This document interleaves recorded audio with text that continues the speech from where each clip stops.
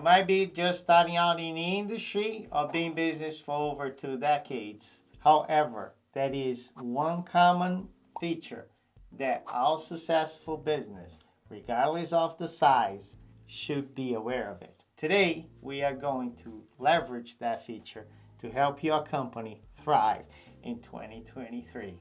Welcome to another show of Trading Secrets Podcast. Today's show is number 17 and it is called Room for Improvement. But before we start the show, I wanted to share some very exciting changes the way I produce the podcast. On top of the audio version that you are already familiar with, I am also recording the show on camera so we can upload that to YouTube. If you are on a car or at the gym, the audio is great. However, YouTube is a great way to be discovered all over the world. And our main goal here is to spread the word about becoming a great top-notch installer, right? So the more ways we can do these, the better. And as a bonus, you will have visuals to go along the way. So tell us how you find us and we'll go from there.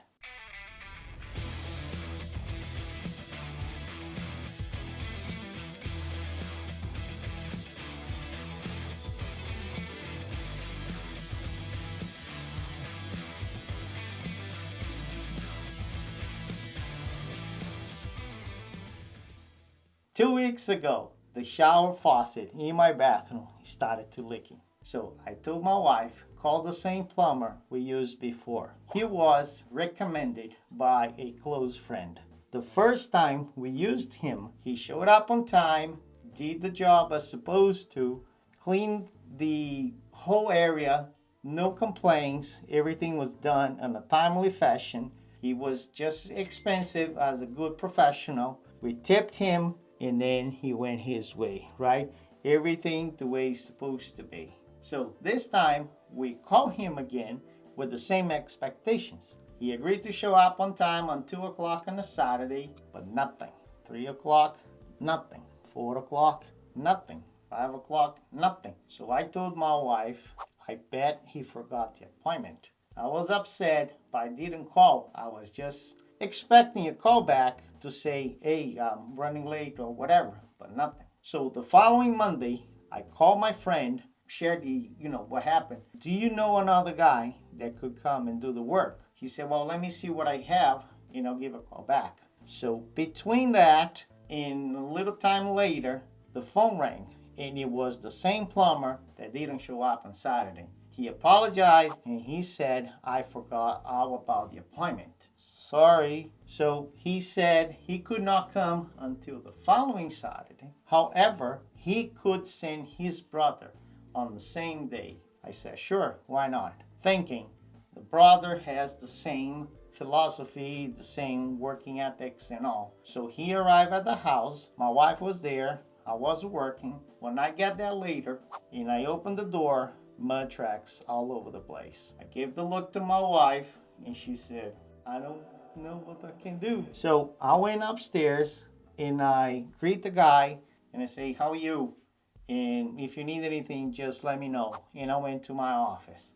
So when he was done, he called me. I went to check and indeed the faucet was replaced. The leak was done. It was gone. But boy, oh boy, it was sloppy and dirty and greasy fingertips all over the place. I was upset, but I figured if I have to tell this guy to clean up, it would be, whoa, hello. So if you don't realize that the job is all messed up and I need to point that out to you, it doesn't make any sense to me. So I said, thanks so much for your job. How much is it?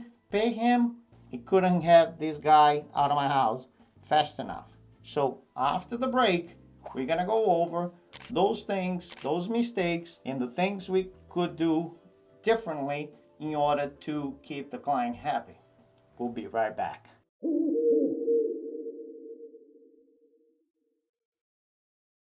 Welcome back to the show, and let's go over the mistakes the plumber made and how we could have done differently and better. Mistake number one, he said he forgot the appointment. You never ever tell a client that you forgot the appointment.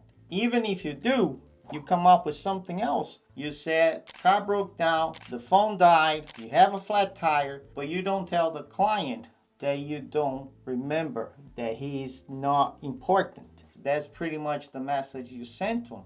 Don't do that. Mistake number 2, I came to the house and I see mud tracks all over. If you've been with me for a while, you know that I'm a big fan of shoe covers and tarps. Those things send a message to the homeowner that you are going to do a great job. Even if you don't know what you're doing, the first impression matters and tells Mrs. Jones that you are going to take care of the house. So if you don't want to use shoe covers because you feel they are slippery, bring an extra shoes, what we call the indoor shoes, so you work with those inside the house. Mistake number 3, you leave a big sloppy mess as you leave. So vacuum, or at least you sweep the spot, the working area that you just did. You take the trash, you take the old treatments. If your company doesn't take the treatments with the installer, at least ask Mrs. Jones where she wants the boxes and the old treatments to be. In the garage, in the basement, in the backyard,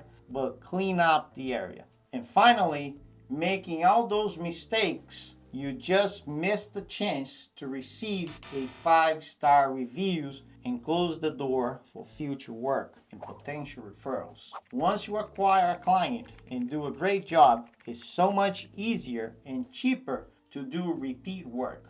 Don't miss that opportunity. And if you don't do that, you're just costing your own company more money, because there is no way you can keep doing these without screwing things up. So speaking of online reviews, my other business, Shades in Place, has over 700 5-star reviews from very happy clients. Inside the WISE community, I have classes recorded where I go over step by step about getting those reviews. I am putting links in the description for everything we have discussed here today. So if you have any questions, comments, or suggestions, please feel free to reach out via social media at Trading Up Consulting or via email at roger@tradingupconsulting.com. Also, please share your thoughts about this new format, and if you watched us via video on YouTube, let us know and consider subscribing to our channel, and make sure you hit the like button so you tell YouTube that we'll deserve some extra attention. Thanks for your time today, and don't forget, never stop learning. Until next time.